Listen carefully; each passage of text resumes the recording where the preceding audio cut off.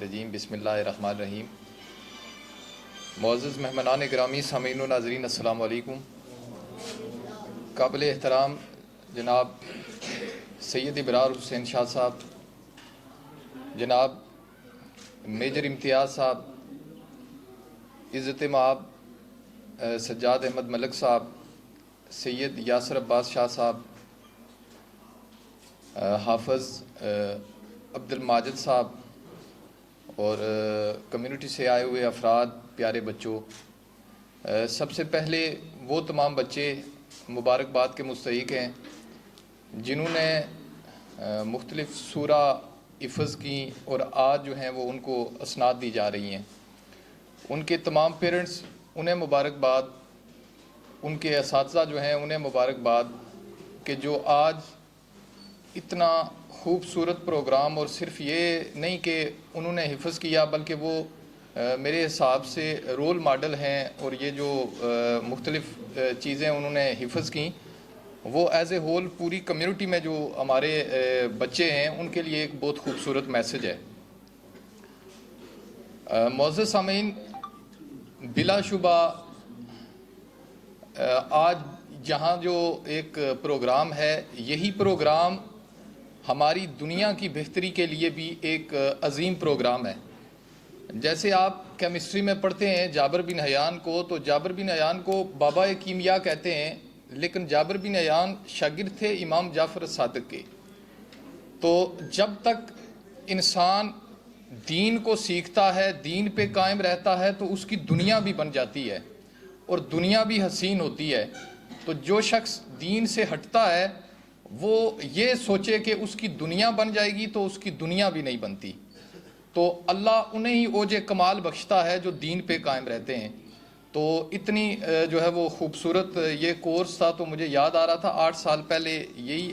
جو ہے وہ حافظ ماجد صاحب نے ہمیں کورس کروایا تھا، تو وہ میں نے کورس کیا ہوا ہے 8 سال پہلے۔ یہ کھوئرٹا ایک رکن آباد مسجد ہے، وہاں پہ ہوا تھا، تو وہ مجھے یاد آ گیا، کیونکہ یہ جب کورس کروایا جاتا ہے تو اس کے بعد ایک پیپر بھی لیتے ہیں، باقاعدہ ایک ٹیسٹ ہوتا ہے، اور ٹیسٹ لینے کے بعد جو وہ ٹیسٹ پاس کرتا ہے تو اس کو وہ جو ہے وہ سند یا سرٹیفکیٹ دیا جاتا ہے۔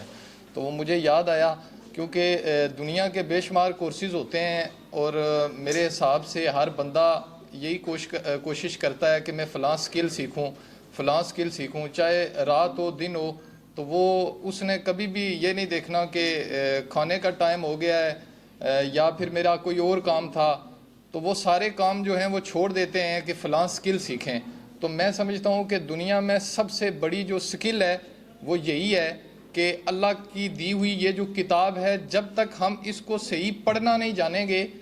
تب تک ہم اس کا فہم جو ہے اس تک بھی نہیں پہنچیں گے، اور جب تک ہم اس کے ایکسٹریکٹ تک نہیں پہنچیں گے، اس کے میسج تک نہیں پہنچیں گے، تب تک ہم جو ہے وہ کسی بھی مقصد کو حاصل نہیں کر پائیں گے، کیونکہ دنیا کے سارے معاملات اور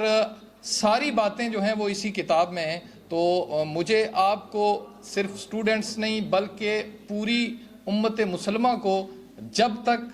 اس کتاب سے اس نے رشتہ نہیں جوڑنا تب تک جو ہے وہ ہمارے سر جو ہیں وہ اسی طرح نیچے ہی رہیں گے، اور جب تک یہ کتاب اور صاحب کتاب سے رشتہ ہمارا جڑ جائے گا تب دنیا کی بھی کامرانیاں ہیں، اور پھر امت مسلمہ کا کھویا ہوا وہ جو ہمارا ایک ورثہ تھا یا مقام تھا وہی حاصل ہو سکتا ہے۔ تو یاسر صاحب نے مجھے جو ہے وہ حافظ کہا، تو میں ویسے بچوں کو دیکھ کے میرا جو ہے وہ دل خوش ہوا۔ اکثر اوقات ایک ہر بندے کی خواہش ہوتی ہے، تو میں حفظ کر رہا تھا، پھر کوئی ایسے واقعات ہوئے کہ میں حفظ سے جو ہے وہ میں نے ایک ہی پارہ حفظ کیا تھا، 30واں پارہ۔ تو اگر کوئی پوچھتا ہے تو میں کہتا ہوں کہ میری زندگی کی سب سے بڑی خواہش جو ہے، کوئی بھی پوچھے تو سب سے بڑی خواہش میری زندگی کی یہی رہی کہ میں حافظ قرآن ہوتا۔ تو میں سمجھتا ہوں کہ یہ دین کے کورس جو آپ کروا رہے ہیں، تو اگر ریفریشل کورس آگے ہو تو انشاءاللہ میں خود آؤں گا وہ کورس کرنے کے لیے، کیونکہ سیکھنے اور سکھانے میں جہاں ہمیں شرمندگی ہوتی ہے بعض دفعہ کہ یہ ہے، تو میں کہتا ہوں کہ 60 سال یا 70 سال نہیں،